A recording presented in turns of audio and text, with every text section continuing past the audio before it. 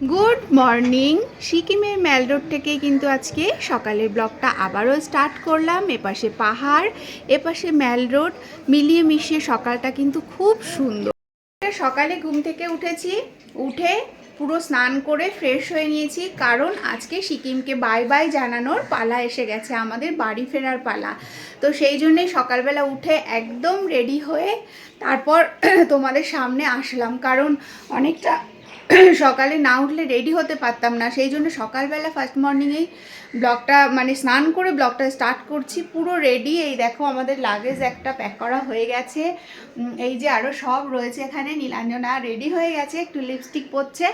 এবার আমরা নিচে যাব, নিচে যেয়ে ব্রেকফাস্ট করব, তারপরে আসবো, এসে লাগেজগুলো নিয়ে আমাদের বাড়ি যাওয়ার পথে রওনা হয়ে যাব। ভীষণ ভালো লাগছে, বেশ কয়েকদিন পর আজকে বাড়িতে যাচ্ছি।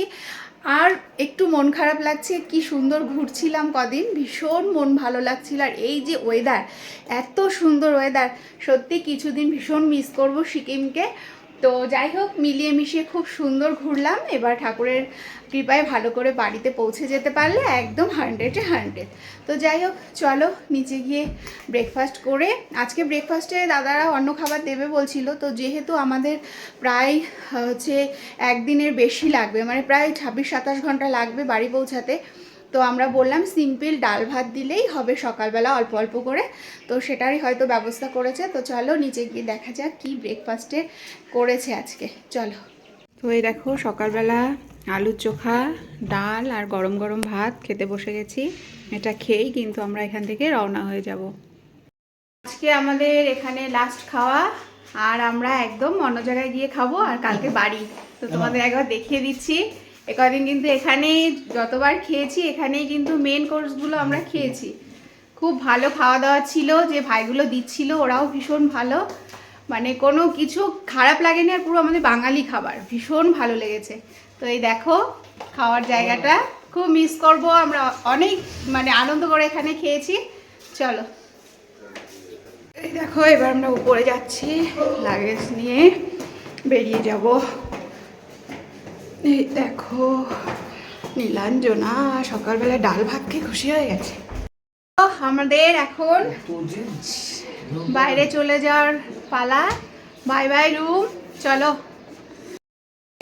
দেখো আমরা এখন শিলিগুড়ি স্টেশনে দাঁড়িয়ে আছি, এখনো আমাদের ট্রেন আসেনি। আমাদের ট্রেন আসবে 8:30। তো এখনো অনেক টাইম বাকি, আর আমরা এখন কিন্তু শিলিগুড়িতে পৌঁছে গেছি, গিয়ে দাঁড়িয়ে রয়েছি। ট্রেন আসতে যাবো, ভীষণ টায়ার্ড। নীলাঞ্জনার তো শরীর খারাপ লাগছিল প্রচণ্ড, আর তোমাদের সাথে সারাদিন কথা বলতে পারিনি, খুব টায়ার্ড লাগছে। তো ট্রেন আসলে ট্রেনের মধ্যে আবার এই দেখো শিলিগুড়ি স্টেশনে দাঁড়িয়ে আছি।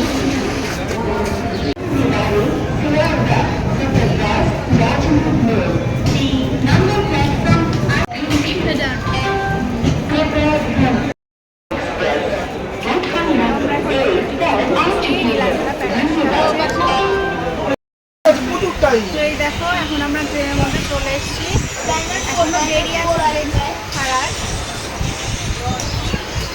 জিপি থেকে ট্রেনটা আমাদের ছেড়ে দিয়েছে, এবার আমরা একদম বাড়ির পথে রওনা হয়ে যাচ্ছি। আমরা এখন শিয়ালদাতে নেমে গেছি, এবার আমরা আমাদের বনগাঁ ট্রেন ধরবো। দেখো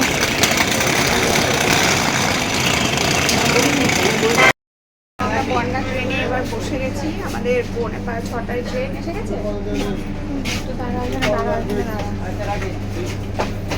তারপর আমরা এখান থেকে রওনা হবো।